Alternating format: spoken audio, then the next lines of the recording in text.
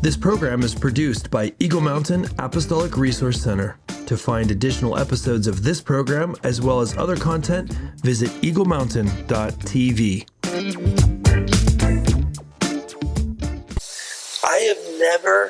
I'm going on record right now, I've never had a harebrained idea. He's had lots of ideas that have hair on them. Did you just say I've had lots of ideas with hair on them? Yes. Okay. Oh my goodness. What? The devil? I found him. Why am I not surprised that he's in here? He's over here in this bucket. There he is. Mr. Sin! Not bothering us anymore. How are you doing there, Foxy? Such a beef wit. Do you know who you're talking to? I'm Mr. Sin. You can't talk to me like that. You don't have to be rude. I said beef wit. Beef wit, that's even worse. No, I'm not a fan of that, but I am a fan of finding out what you're doing after this show. Maybe we could go grab some drinks or something. What do you say? No thanks. All right, everyone, welcome to Together We Build. My name is Sir Chris, or you can call me Chris Behnke for short. I'm here with Bucklington. You know, if you say your name fast enough, it sounds like Chris Spanky. I'm aware. Spanky. I did go to high school. I heard them all. Did you ever want to change your last name? Chris Spanky. You know, there were other last names that definitely got a lot more made fun of. Let's be real. I'm also here with Prudence O'Hare. No one has ever made fun of her name because it's perfect in every way. Well, I don't know about that. You know, the thing I love about your name, O'Hare, is it's spelled hair. Yeah. Big hair. It's a big hair for a big haired woman. Yep. It's not as big as I would have preferred it today, but here we are. Your hair isn't as big as you would have preferred it? Yeah. My hair has to be big enough so then when I walk through the doorway, it touches the edges. That is definitely too big. Nah. Prudence does have a thing in the bathroom that says the bigger the hair, the better the night. Mm-hmm. What do you feel about that? Is that real? That's our question for today. I don't know. I'm not really a person that goes out too much, so. You don't go out? Not a lot. You do too. Yeah. No, I don't. We went out for lunch. I'm talking about like fancy dress dates and stuff like that. We're fixing that. I'm taking you on a fancy dress date in the next couple of weeks. You ready? And then when they ask us, what are you celebrating? I'm going to say, I'm celebrating my wife's enormous hair. Check it out. Boom. Uh-huh. Okay. Yeah. Let's get into the trivia. I was going to have a question. I was going to ask you a question, but I'm going to ask you on the next one because instead we talked about your hair. So that's plenty fine. Okay. Do you think Buckley would look good with big hair? Well, he's had bigger hair in the past. Do you think I would look good with big hair? Probably. Really? Yeah. We could get a wig. Find out. Okay. What's the first trivia question? Okay. So trivia, we're doing animal trivia, and I'm feeling really good. I'm feeling really good. Okay. What is it? Okay, so we already did the toucans passing fruit back and forth. We did the strongest sense of smell. We did the otters having a pebble their whole life. We did which sea creature can be broken into 5 pieces. I wonder where the first engagement ring idea came from. Maybe it came from the otters. Because if the otters are giving each other a pebble, or at least one of them, the male gives the female pebble that she keeps all of her life as a token of his love. Maybe human beings took the idea from them. You suppose? While engagement rings signify a bond and a promise of eternal love today, back thousands of years ago, they were worn more as contractual purposes. Historians believe that the first engagement rings originated from ancient Roman culture around 200 BC, where they symbolized obedience and or a legal contract. Huh. Let's go. Okay. Let's get it. You couldn't hear the horn, but it was amazing. Okay. So that's where engagement rings come from. It had nothing to do with otters. So the first question for you today is, and I believe in you, how do you know what is the main way? How do you know how cats show they trust you?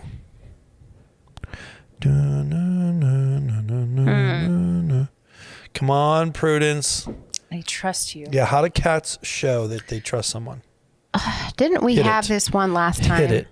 Well, you hopefully not failed. because you definitely don't remember. Okay. They Come on, don't get it wrong. rub up against you. No, headbutting. Headbutting, obviously. No, see, I knew it. We did have this one Well, then why didn't you get it right? because I didn't. It was dumb. Because you just didn't do it. We just blew And in it. my mind, I feel like it's the same thing. Right. When I envision it's a exactly cat the same. coming up to me, they always start with their head, We push it must have against done this you. because the next one is what and then animal can swivel eat the when rest its of head their is body. upside down. Do you remember that one? The what? What yeah. animal? Yeah, what is it? You apparently weren't paying attention to this trivia. What if there was $1 million at stake? Flamingos can only eat when their head's upside down. I just wasn't giving enough time. What are the only two places in the world where lions live in the wild? We did all these. Yeah, we did all of these. But what is the answer? It was Africa Yeah. Come on. 50% of the way there. Let's get it. and American zoos. That's the third place. And India. India.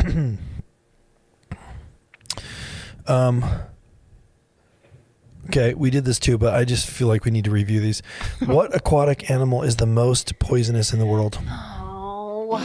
This was something I don't Come on, think I got. you've had all these. It was one of those blow up fishes. Bloviating. It was a bloviating It was answer. one of those blow up. Puffer fish. I'll give you Yes. that one. What is a group of hedgehogs called? A group of hedgehogs. I believe this is a new one. A hedge. No, either a pickle or an array. Oh, brother. Okay, last question. Okay. Which animal evades predators by running in a zigzag pattern? Oh, this would be the roadrunner. The answer is the heart beast. Do you know what a heart beast is? No, but I'm envisioning a large heart with hair on it. I And fangs. think that's actually what it is. It's a large heart with hair on it. You're right. It also has fangs because it's a And it has beast. it's a large heart with hair with fangs. Is it a deer type creature? I don't know what a heartbeat is. Heart beast. It's spelled. I mean, beast isn't even spelled right, so I don't even know. Maybe I'm saying it wrong. It's HARTEBEEST. Beast. Is this related to the wildebeest? It's probably is. I just like saying that It's probably a word. dwarfish cousin-ish kind of thingy. What do you think about that? I think we should get to the topic. This particular episode of Animal Trivia has really just not been very good, to be honest. Yeah, it's a bit stagnant. It's a bit stagnant. Okay. All right, let's get into this. So, we're talking about this concept, which we have talked about before here and there some, but it's super important to get back into it because for a lot of reasons. But one is just the state of the world right now is it's how you say a little bit crazy. And I think when things get bizarre, Satan has a certain approach that he uses all the time, which is to push people into this place that I call drifting, which is essentially when people are anytime essentially when people are not living according to the way God designed them. So we're going to be talking about living in the 3%, a call to stop drifting. And really I feel why we call it the 3%. It's because I believe that 97% of all people are what I call drifting. Drifting, the way I define it, is they're living outside of being in a line with what God made them for. So let's say he made someone to be an incredible auto mechanic and they're not doing that, then they're living outside of their design. They're just floating through life without purpose, not doing what God made them for, out of alignment with his plan, if you will. What do you first of all, before we really get into this, what do you think about that? Well, when I think of the word drifting, I think of our daughter, 14-year-old daughter, when I pulled out one time this last summer. And In the car? Yeah. Going like 20. Yeah. She's like, hey, Mom, I totally think you could have drifted that corner. Everything she's learned about drifting is from Mario Kart. Yeah, from Mario Kart. But I don't think that's the same thing as It what is we're talking a about. little bit different. Also, when I think be of honest. drifting, I think of like one of those lazy river things Yeah. where you just like laying on your little Yeah, tube that's a little bit more accurate. and you just kind of going wherever the water takes you. It's just like you're sitting in that lazy. yeah, you got no purpose. It's a lazy river of drifting. Lazy river. Drifting in the lazy river. Yeah, this is all bad. It's actually a great analogy. So, yeah, I mean, I fully believe that everybody was designed on purpose by God for a specific reason, and they're alive today at this moment because God chose them to be born right now and design them for a specific purpose. So We're not talking about like taking rests and breaks because sometimes you need that. oh yeah, that's actually super important. And there's kind of the other side of this coin where people can kind of turn getting things done into a god or working into a god. And we're not talking about that. It's the opposite of that. So that's actually critically important too. Like, if you aren't caring for yourself mentally, physically, and every other way, then you aren't going to be in a position to, you will for sure not be in a position to actually carry out the purpose that God's created you for either. So that's actually just as important. But we're not talking about that. We're talking about this concept of kind of floating through life. So like, Well, it's definitely the easiest thing, and that's why we all do it. Because I feel like I gotta stop using the word "like" so much. if you do, you need to do it with like a Valley Girl accent. Did you just say "like"? You did. You just said "like." Like, No, okay, sometimes I come say on. like. Let's make a pact to beep Should I whenever do- somebody says "like." Well, that's a lot of extra editing, babe. No, not that. We'll just do it manually We'll do it. with our voices. Our culture here in the West is extremely packed with. You mean just like condensed? well, it's just Our time is condensed, you're saying?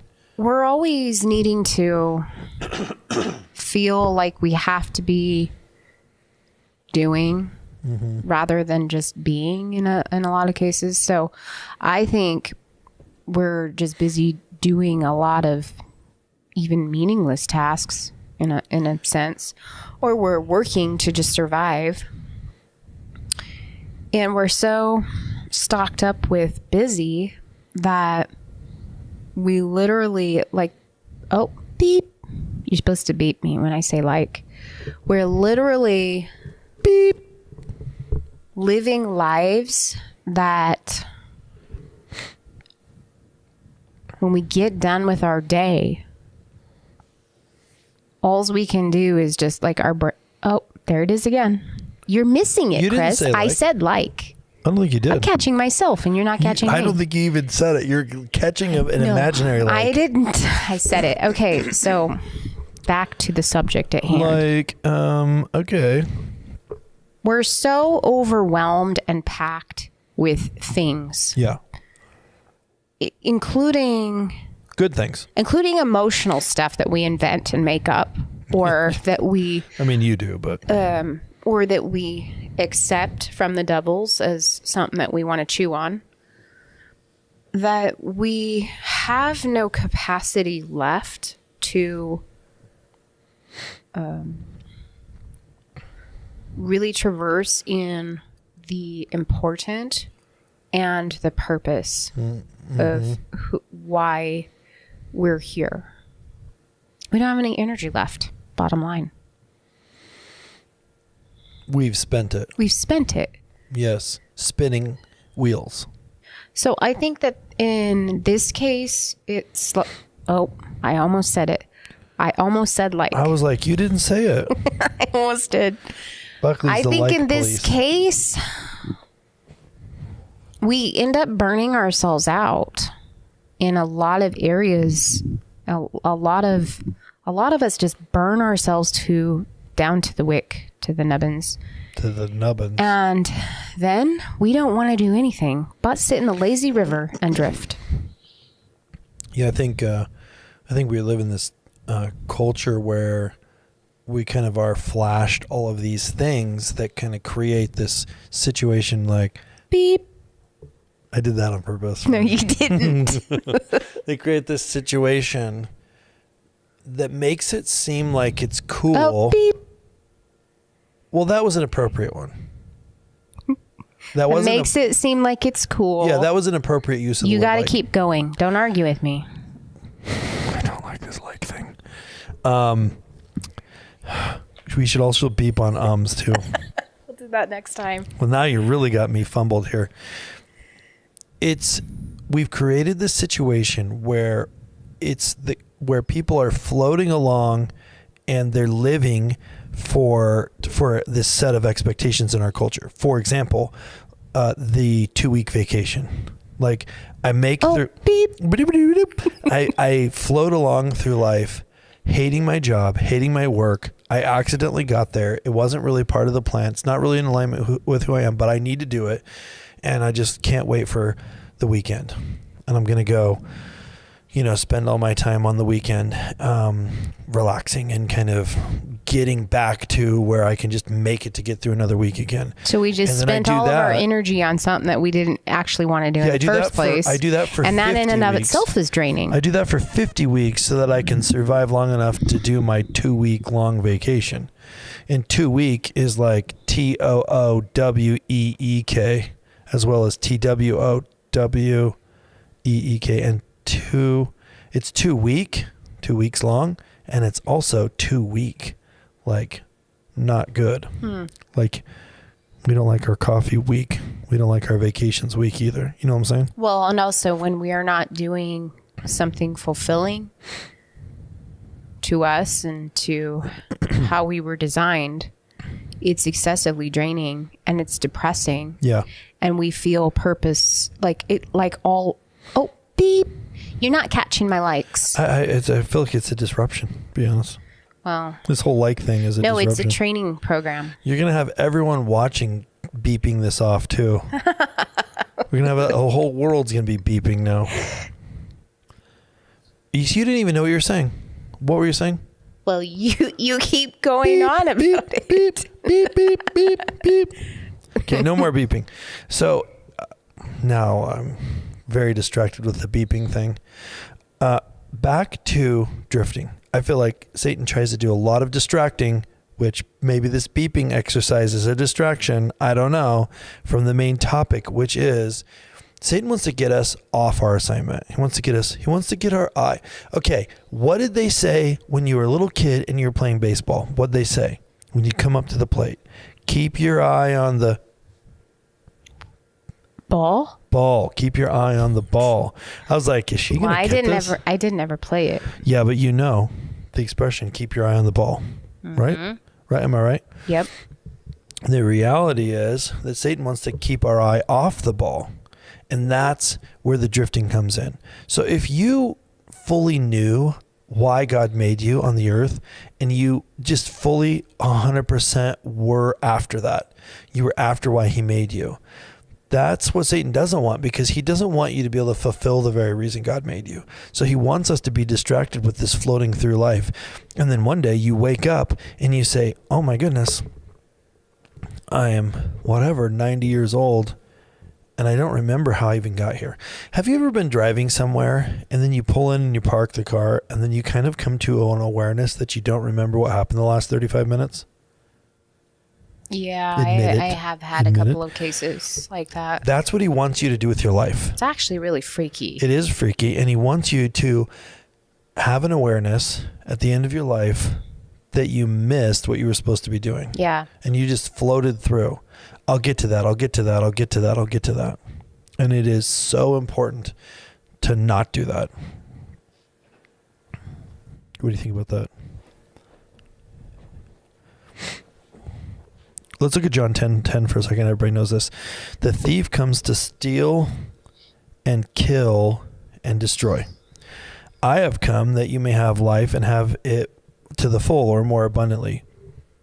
I think that's a great example of Satan wants to come in and steal the effectiveness, steal the joy, steal the purpose away from your life and get you off track so that you miss what you were made for. So let's just go ahead and jump to recognizing the drift. Yeah, let's do it. How do we know if we're just sitting in lazy river? If you look around and you're in a swimsuit sitting in an inner tube floating with no control, you're probably in the river of laziness. Okay. But more even practically. Well, I don't know. What do you think? Well, that's what I'm asking you. I think that if you ask yourself, what is my life for? What am I here for? What am I doing? What am I doing that matters? How is God growing me so that I can do more of what matters? If you can't answer what that is, it's very likely that you're just drifting. Mm-hmm. Now, that's going to be pretty offensive to some people. You might even be tempted to turn this off. Rah, rah, rah, rah. Listen, I believe if you look at 100 average people, 97 of them are like this. So you're in good company with a lot of other amazing people that have a lot of talent. So it's not really about that. It's about stepping back for a moment and purposefully looking at your life and beginning to ask the Lord to help you understand what you're supposed to be doing with it. Why are you here? Why does it matter? And not letting life use you. So is kind of an inward question where you have to ask yourself this and analyze this if you so dare.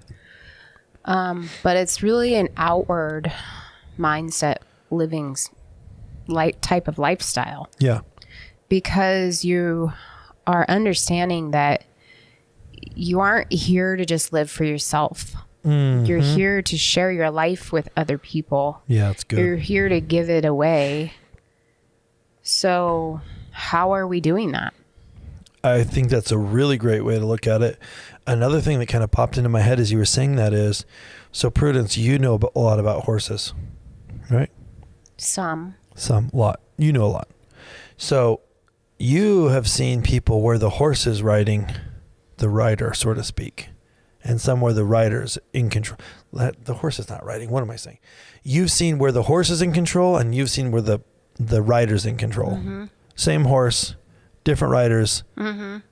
Right? Yeah. So if the horse is like your life, you see a lot of people where the life is in control. The person's not control their life is in control of the person. Mm-hmm. Does that make sense? Yeah. What do you think about that? Yes. So practically speaking, what does that look like?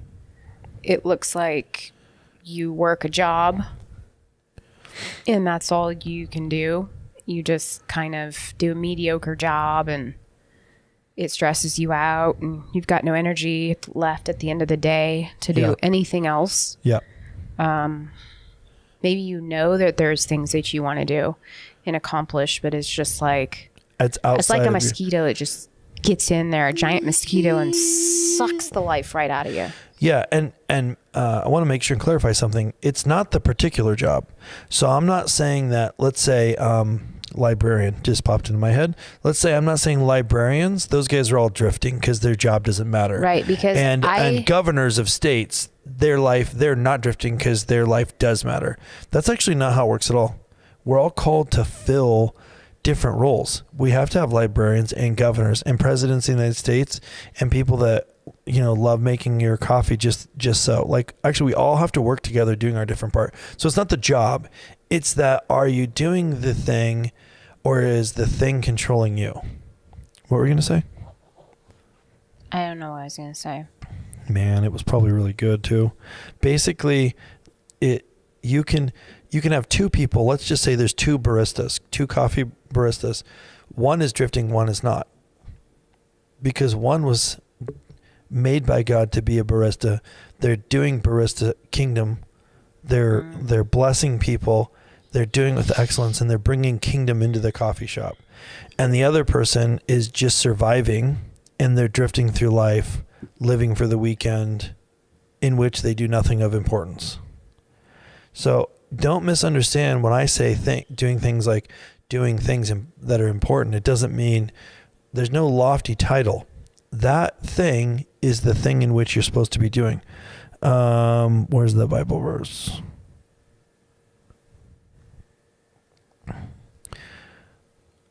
Ephesians 2:10, for we are created in God's handiwork. So stop. Ephesians 2:10 is, for we are God's handiwork, created in Christ Jesus to do good works, which God prepared in advance for us to do. God prepared in advance for us to do this good works. My good works and your good works and Buckley's good works are all different good works. That's the whole prepared beforehand. So God is literally telling us in this verse, in advance, he created us on purpose for a certain thing. And those are the good works.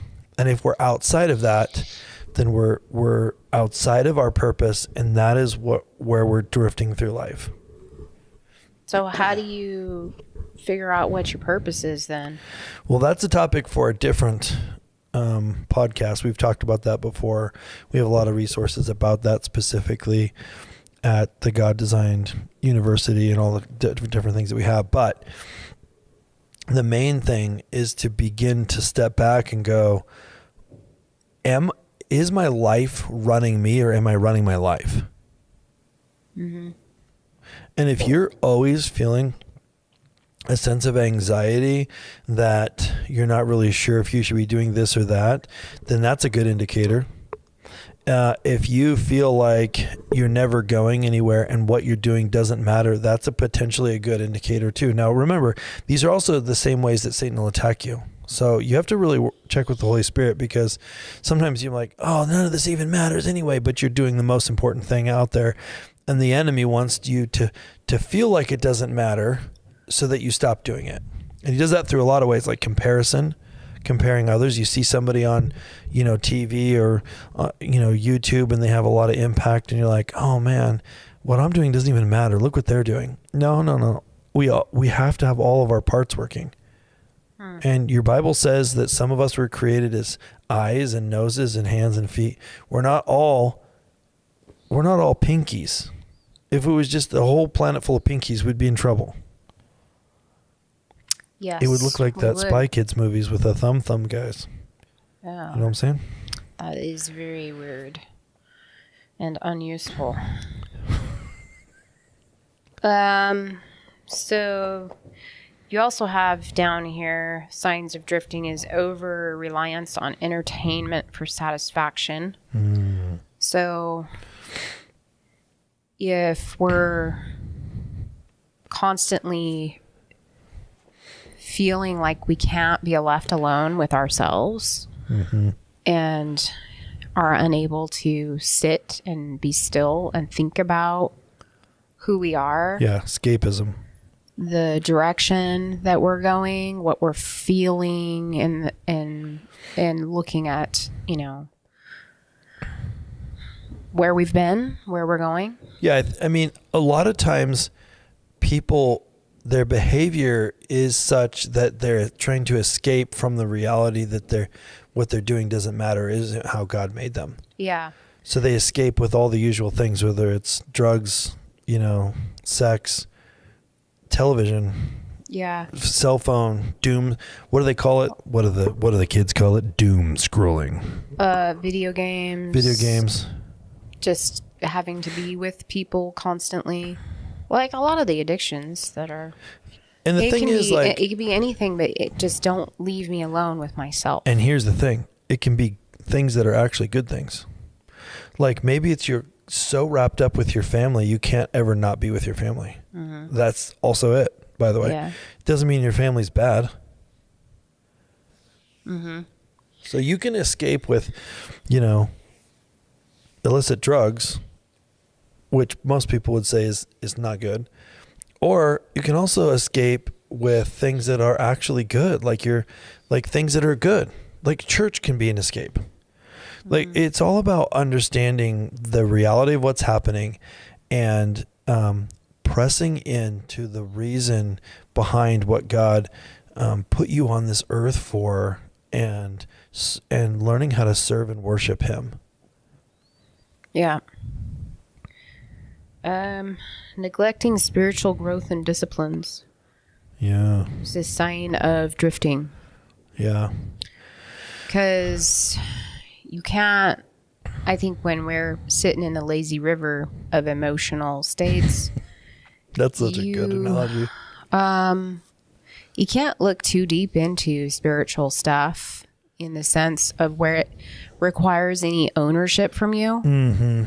Because then that would require you to do something about it. Right. So it's fine to just go accountability, ahead right? and Accountability. yeah, no, accountability doesn't work with drifting.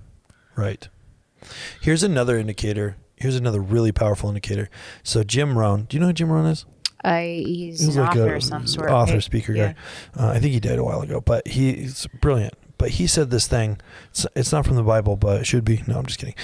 He said this thing. You're the average of the 5 people you spend the most time with. So another indicator is when you feel a need to disconnect yourself from people in their life because they're challenging you to become a better person. Yeah. That's a very, very good indicator that you probably should not do that, and that you're trying to head into the easy path of drifting. By the way, most people drift. I believe it's 97 out of 100 people are doing this. We need to shift that. What if we could just make it 20% of people are not doing that? That would be incredible. But the reason that's the way for most people is it is the easiest way. Let's say we're on the lazy river. It's much easier to just float on your little tube than to try to swim up it. There's people in your way. The current is against you. Everything's working against you. But if God said go north and the lazy river is floating you south, you're going to have to do the hard work of swimming upstream. Yeah. Yep. That's definitely, I think that's one of the key words right there. Hard work. Hard work. I think we live today. I don't want to be negative on I young. think actually doing physical hard work and labor is so much easier than emotional hard work. Boy, that's very true. So much easier. That's where our battlefield is up here. Yes, what does the scripture say? The battle is not against flesh and blood, but against principalities and spiritual forces of darkness. It's this That it's the is spirit side of things that we battle. And it's harder to detect, it's harder to know, and it's more powerful of a fight.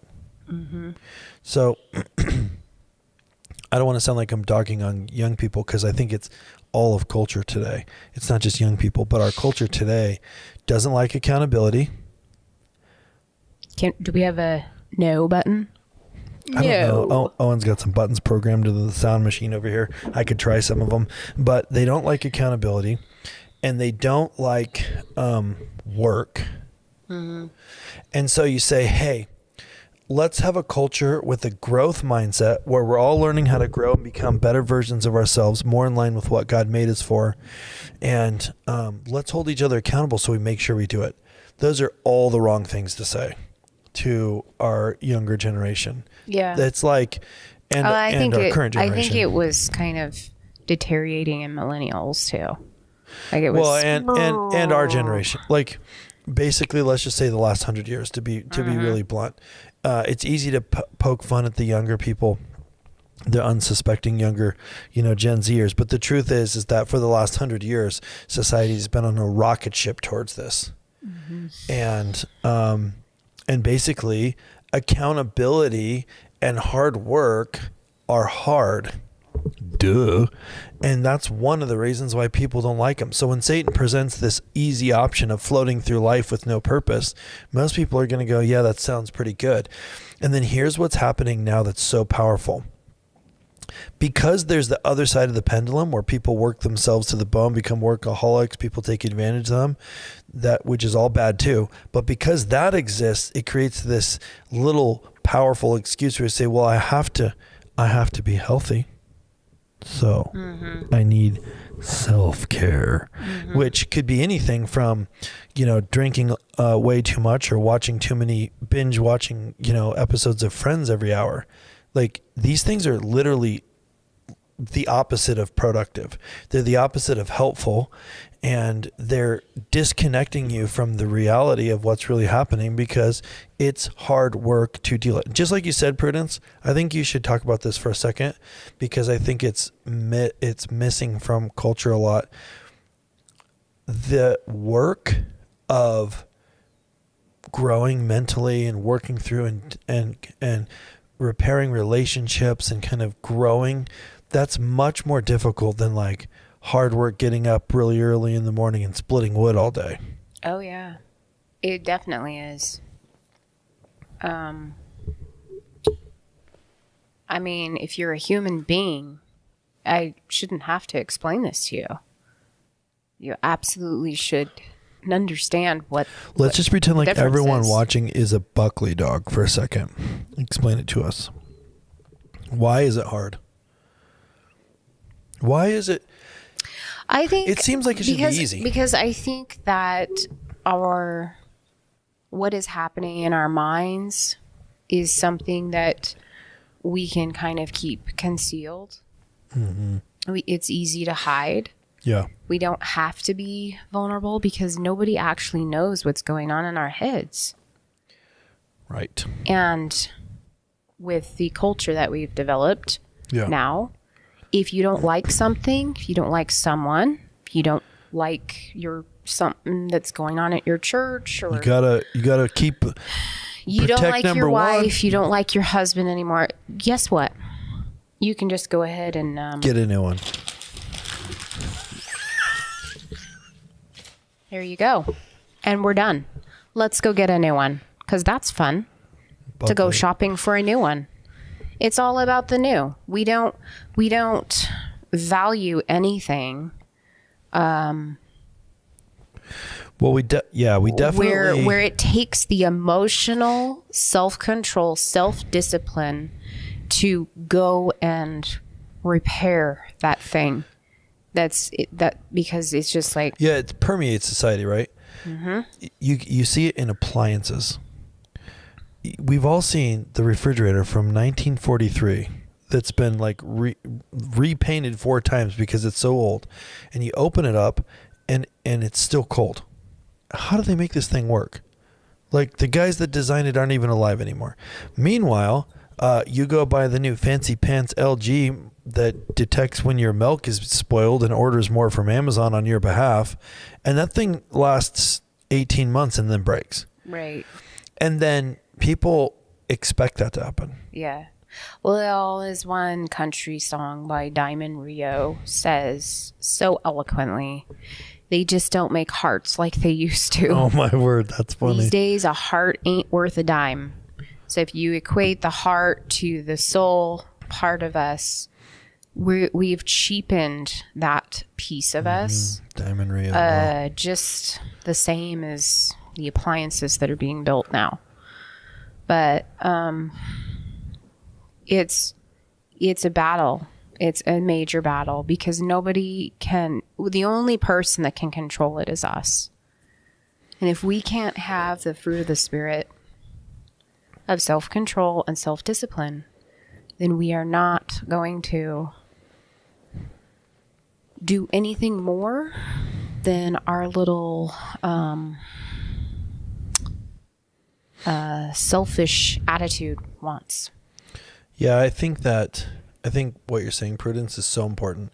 As we're, kind of wrapping this up and thinking about what do we do about it. So what was it? In the late 90s, I think is when Rick Warren published a Purpose-Driven Life book. And at one point, from when he released that till now, somewhere in there, that book was the #1 self-help book in the world, even though it's a Christian book.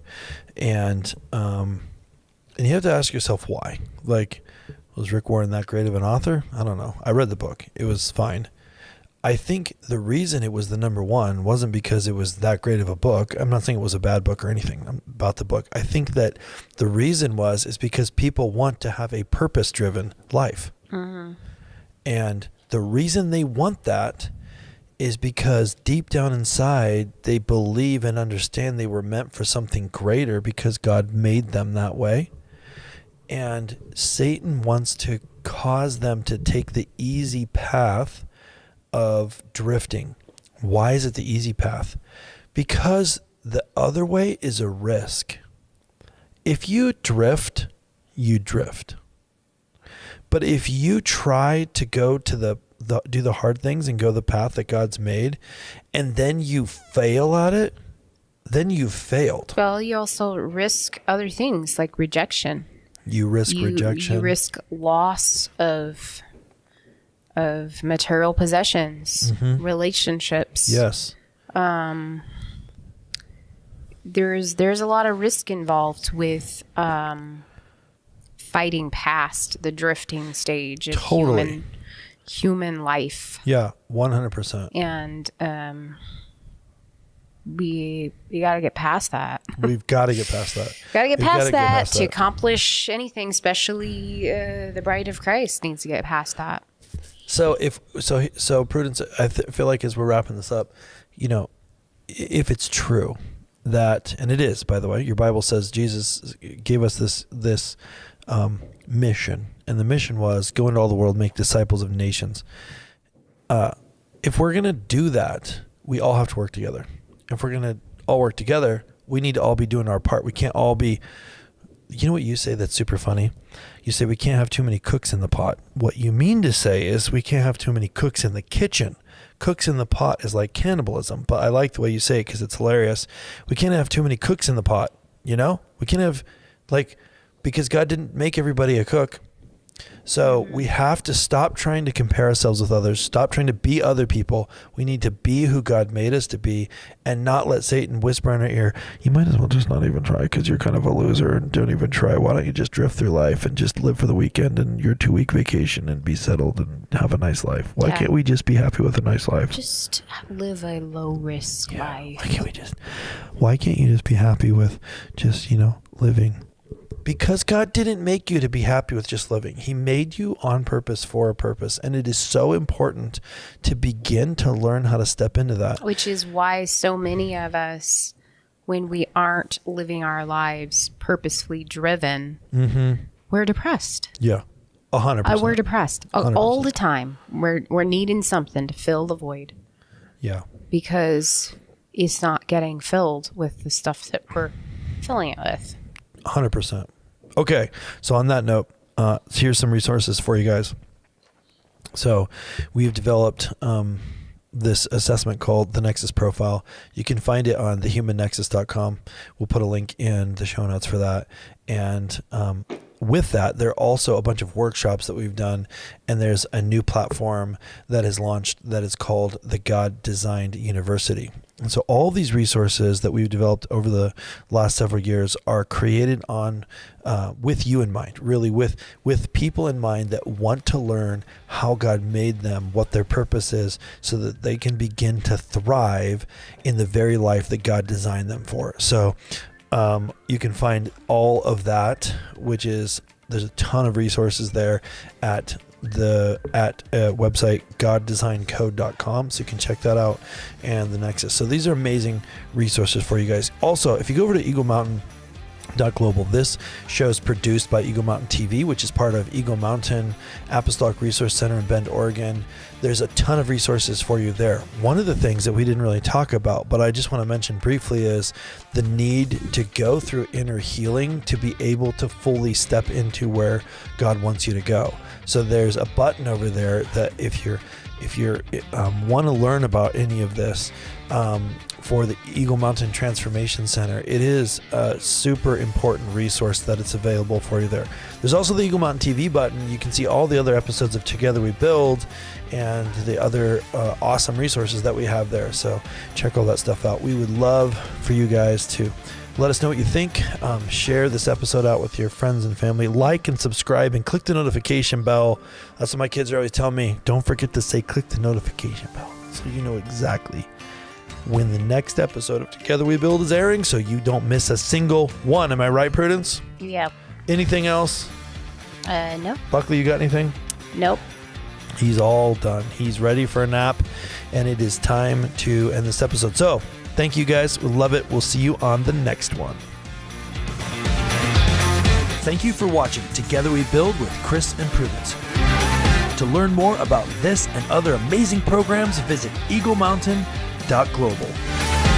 To learn more about Chris and Prudence and the ministries they serve, visit chrisandprudence.com.